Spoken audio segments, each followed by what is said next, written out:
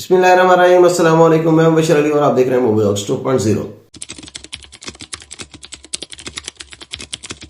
अगर आपके साथ भी कोई ह्यूमन राइट्स वायलेशन का इशू है, यानी कि आपके बुनियादी इंसानी हकूक आपके गस्ब किए जा रहे हैं, या आपको जान का खतरा है, या प्रोसिक्यूशन का खतरा है, या आपके साथ जो है वो सब्सटेंशियल डिस्क्रिमिनेशन का कोई ऐसा केस है कि आपके साथ डिस्क्रिमिनेशन हो रही है, आपके हकूक जो है वो गस्ब किए जा रहे हैं, आपकी जायदाद पे कब्जा किया जा रहा है, या आपको मारा जा रहा है, या आपके ऊपर जुल्म किया जा रहा है, या जबर किया जा रहा है, और आपका इस मुल्क में यानी कि पाकिस्तान में, या ख़ास तौर पे पाकिस्तान में, या आपका किसी भी कंट्री से आपका ताल्लुक है, बांग्लादेश से है, इंडिया से है, नेपाल से है, किसी और कंट्री से है, और आपका अपने मुल्क में रहना मुहाल हो चुका है और आप जान बचाकर भागना चाहते हैं, या आप किसी और मुल्क में, ख़ास तौर पर अगर आप ऑस्ट्रेलिया जाना चाहते हैं और वहां जाकर असाइलम सीख करना चाहते हैं, यानी कि असाइलम लेना चाहते हैं, क्लेम करना चाहते हैं, तो उसके लिए डेफिनेटली आपको ऑस्ट्रेलिया जाना पड़ेगा। ऑस्ट्रेलिया जाकर आप असाइलम ले सकते हैं। ऑस्ट्रेलिया जाने से पहले तो आप असाइलम नहीं ले सकते, और वहां पर जाके और लीगली जाकर असाइलम लेना पॉसिबल है। इलीगली अगर आप एंटर हो भी जाते हैं तो शायद आपको ऑस्ट्रेलिया में असाइलम ना मिले। इसके लिए सबसे बड़ा इश्यू जो होता है नॉर्मली ये होता है कि आप ऑस्ट्रेलिया कैसे जाएं, और वो भी लीगली। तो बहुत सारे लोग ऐसे हैं जो ऑस्ट्रेलिया नहीं जा पा रहे हैं, या फाइनेंशियल इश्यूज की वजह से नहीं जा सकते, या कोई और इशू है जिसकी वजह से उनके प्रॉब्लम्स आते हैं। उनके लिए आज मैं एक ऐसा वीजा आपको बताने जा रहा हूँ।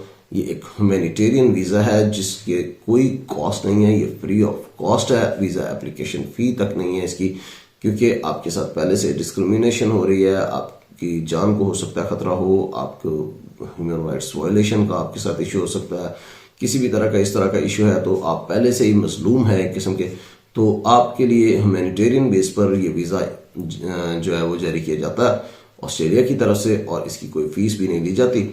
तो इस वीज़ा की जो बेसिक डिटेल्स हैं वो क्या है, रिक्वायरमेंट्स क्या हैं, डॉक्यूमेंट्स कौन कौन से चाहिए, आप किस तरह से और कैसे और कहाँ से इसको अप्लाई कर सकते हैं, ये सारा कुछ मैं आपको ऑन स्क्रीन दिखाता हूँ। लेकिन स्क्रीन पर जाने से पहले मैं आपको दो चीज़ें वाजे करना चाहता हूँ। एक ये कि मैं असाइलम को प्रमोट नहीं कर रहा। मैं आप सब लोगों से ये रिक्वेस्ट करूंगा कि हत्तुल इम्कान कोशिश करें कि असाइलम ना करें किसी भी कंट्री में, क्योंकि जब आप असाइलम ले लेते हैं किसी कंट्री में तो फिर आप अपने ही कंट्री में वापस नहीं आ सकते, चाहे किसी खुदा न खास्ता किसी खुशी गमी का ही मौका क्यों ना हो, आप अपनी कंट्री में वापस नहीं आ सकते। दूसरी चीज आपसे मैं ये कहूंगा कि अगर फर्ज मुहाल कोई और चारा ना बचे, आखिरी जो आपके पास हल है वो असाइलम होना चाहिए। और अगर इसके अलावा कोई आपके पास रास्ता नजर नहीं आ रहा आपको, तो कोई रास्ता आपके पास नहीं है, तो फिर आप असाइलम जरूर क्लेम कर लें। स्क्रीन पर जाने से पहले मैं आपसे रिक्वेस्ट करूंगा कि अगर आपने अभी तक मेरे चैनल को सब्सक्राइब नहीं किया तो मेरे चैनल को जरूर सब्सक्राइब कर लीजिएगा। जज़ाकल्लाह खैर। इस टाइम स्क्रीन पर आपको जो वेबसाइट नजर आ रही है वो ऑस्ट्रेलिया की ऑफिशियल वेबसाइट है me.homeaffairs.gov.au, और जो वीजा आपको नजर आ रहा है स्क्रीन पर वो है सब class 202 global special humanitarian visa, और इसमें आपको परमानेंट स्टे मिलता है। इसकी कोई कॉस्ट नहीं है, और इसका प्रोसेसिंग टाइम हो सकता है कुछ ज्यादा हो, कुछ माह लग सकते हैं, और हो सकता है कि साल लग जाए, या हो सकता है इससे भी ज्यादा अगर आपका कॉम्प्लेक्स केस है या कुछ ऐसा सर्कमस्टांसेस हैं। इस वीजा के साथ आप ऑस्ट्रेलिया में जाकर रह सकते हैं, परमानेंटली स्टडी कर सकते हैं, काम कर सकते हैं, और आपके ऊपर किसी किस्म की कोई रिस्ट्रिक्शन नहीं होती। अगर बात करें इसकी एलिजिबिलिटी की, तो इसमें सबसे पहला जो पॉइंट है बी लिविंग आउटसाइड ऑस्ट्रेलिया। एक चीज तो ये कि आप ऑस्ट्रेलिया से बाहर हों तभी आप अप्लाई कर सकते हैं वीजा। लेकिन दूसरी चीज इसके अंदर इंपॉर्टेंट यह है कि आप जिस भी कंट्री से बिलोंग करते हैं उस कंट्री से भी आप बाहर हों, यानी आप अपने कंट्री में रहते हुए, फॉर एग्जाम्पल आप पाकिस्तान से हैं तो पाकिस्तान में रहते हुए ये वीजा अप्लाई नहीं कर सकते। हाँ, अगर आप पाकिस्तान से किसी भी और कंट्री में चले जाएं, चाहे आप श्रीलंका ही क्यों ना चले जाएं, श्रीलंका, बांग्लादेश, नेपाल, आप अफगानिस्तान चले जाएं, या आप सऊदीया चले जाएं, दुबई चले जाएं, किसी भी कंट्री में मूव हो जाएं और वहां से जाकर आप ये वीजा अप्लाई कर सकते हैं।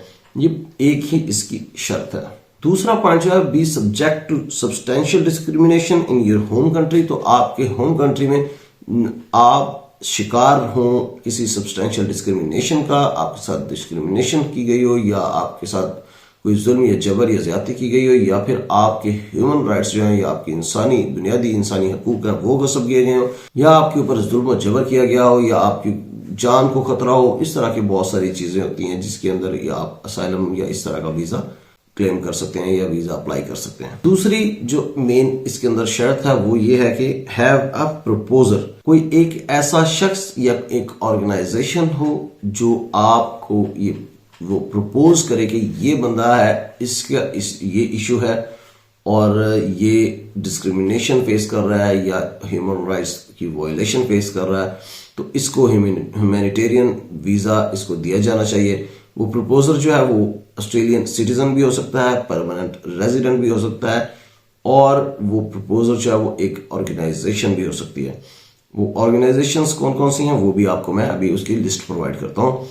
तो इसमें जो ऑस्ट्रेलियन सिटीजन या परमानेंट रेजिडेंस, उसके अंदर जो आगे शराइत है वो ये है कि वो आपका कोई इमीडिएट फैमिली मेंबर भी हो सकता है, वो आपका कोई दोस्त हो सकता है, वो आपका कोई कजन हो सकता है, वो आपको कोई मिलने वाला हो सकता है, जानने वाला हो सकता है। इस तरह की काफी सारे ऑप्शंस हैं और कोई भी हो सकता है, इसमें कोई इस तरह की कोई कैद नहीं है, लेकिन उसकी प्रायोरिटी जो है वो कम होती जाती है। यानी कि अगर आपका कोई इमीडिएट फैमिली मेंबर है वो प्रपोज करता है तो फिर उसकी प्रायोरिटी सबसे ऊपर रखी जाएगी।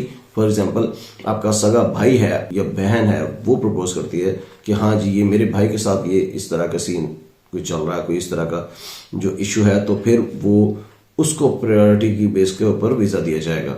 अगर कोई दूर दराज का आपका कोई रिश्तेदार है या आपका दोस्त है तो उसकी प्रायोरिटी थोड़ी सी कम हो जाती है। इसके साथ जो बाकी पॉइंट्स हैं वो हर वीजा के अंदर होते हैं कि मीट और हेल्थ रिक्वायरमेंट, तो आपकी हेल्थ अच्छी होनी चाहिए। करेक्टर रिक्वायरमेंट, तो आपका करेक्टर सर्टिफिकेट आपके पास होना चाहिए।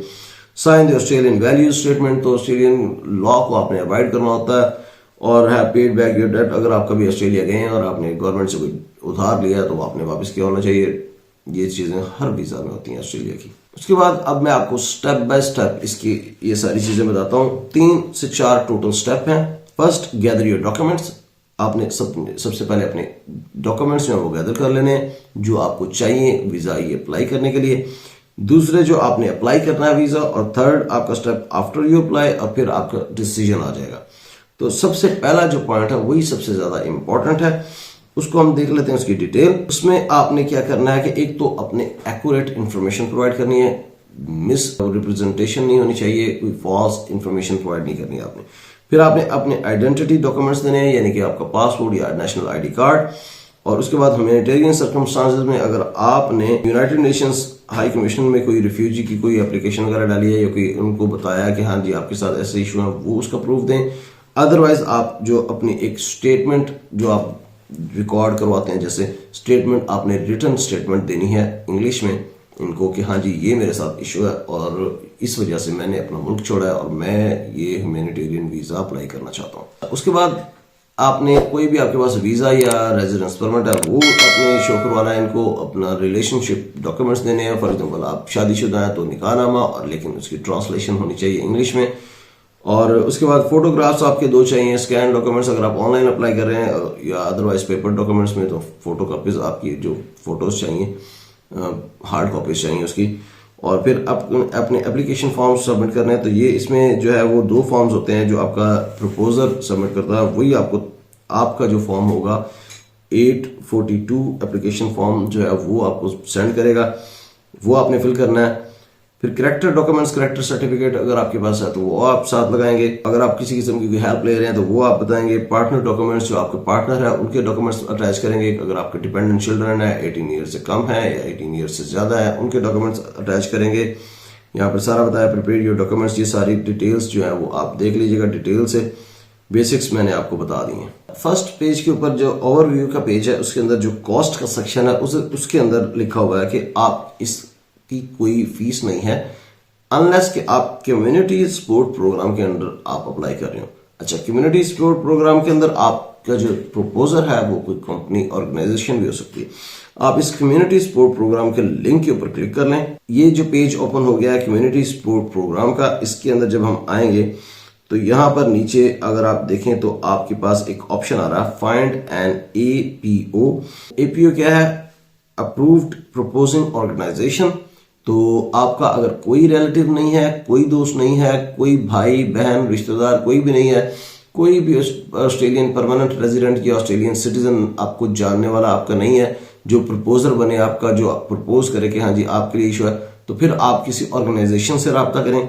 वो ऑर्गेनाइजेशन आपने कहां से ढूंढनी है, जो आपको इस टाइम नजर आ रहा है फाइंड एन एपीओ, इसके ऊपर क्लिक करें। नेक्स्ट पेज पर आते ही इसको थोड़ा सा स्क्रॉल डाउन करें और नीचे लिखा हुआ है, ये देखें आपके सामने फाइंड एन एपीओ। तो यहाँ पे ऑस्ट्रेलिया के अंदर जो काम कर रही हैं ऑर्गेनाइजेशंस, इसमें नेशनल लेवल की ऑर्गेनाइजेशंस हैं ये, उसके बाद न्यू साउथ वेल्स की 2 हैं, उसके बाद एक विक्टोरिया की है, एक क्वींसलैंड की है, उसके बाद साउथ ऑस्ट्रेलिया की 2 ऑर्गेनाइजेशंस हैं।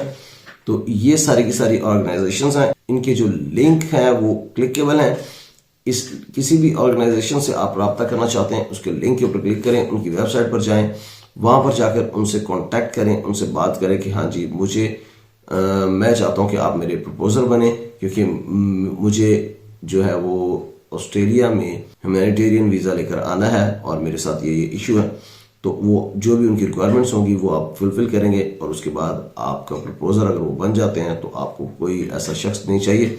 लेकिन उस सूरत में फिर आपको वीजा की फी देनी पड़ेगी। तो आप वही और उसी ऑर्गेनाइजेशन से बात कर सकते हैं कि अगर आपके साथ किसी किस्म के फाइनेंशियल जो इश्यूज हैं तो वो ऑर्गेनाइजेशन आपकी फाइनेंशियल हेल्प भी कर सकती है, वीजा एप्लीकेशन कॉस्ट भी बेयर कर सकती है और नॉमिनल सी वीजा एप्लीकेशन कॉस्ट होगी, क्योंकि इस तरह की वीजा की एप्लीकेशन कॉस्ट बहुत कम होगी। एक और वीजा है उसकी जो है एप्लीकेशन कॉस्ट जो थी वो सिर्फ $45 थी, ऑस्ट्रेलियन डॉलर। तो इसकी जो है वो ऑर्गेनाइजेशन आपको ज्यादा प्रॉपर तरीके से गाइड कर सकती है। ये था ग्लोबल स्पेशल ह्यूमैनिटेरियन वीजा और इसकी बेसिक्स मैंने आपको बता दी हैं और ये भी आपको मैंने बता दिया कि आपने प्रपोजल ऑर्गेनाइजेशन जो है अप्रूव वो कैसे फाइंड करनी है, उनसे कॉन्टेक्ट करना है, उनसे कैसे बात करनी है। अगर आपका कोई ऐसा इशू है, आप ये इस वीजे को अप्लाई करने में इंटरेस्टेड हैं तो जरूर अप्लाई करें। अल्लाह आपका मददगार हो। और अगर आपको ये वीडियो पसंद आई है तो इसको लाइक कर दें, कमेंट करके अपनी राय का इजहार जरूर कीजिएगा। और अगर आपने अभी तक मेरे चैनल को सब्सक्राइब नहीं किया तो मेरे चैनल को जरूर सब्सक्राइब कर दीजिएगा। अगर आपको लगता है कि इस वीडियो को शेयर करने से किसी का भला हो सकता है, किसी की कोई मुश्किल आसान हो सकती है, किसी की जिंदगी में आसानियां पैदा कर सकते हैं आप, तो सदका जारिया समझ के इस वीडियो को जरूर शेयर कर दें। हो सकता है किसी की भला हो जाए आपके एक शेयर से और आपको भी इसका सवाब मिलता रहेगा। अपना बहुत सा ख्याल रखिएगा, मुझे जरूर अपनी दुआ में याद रखिएगा। बहुत जल्द इंशाल्लाह आपसे मुलाकात होगी किसी नई अपडेट और अपॉर्चुनिटी के साथ एक नई वीडियो में। तब तक के लिए इजाजत दीजिए। अल्लाह हाफिज।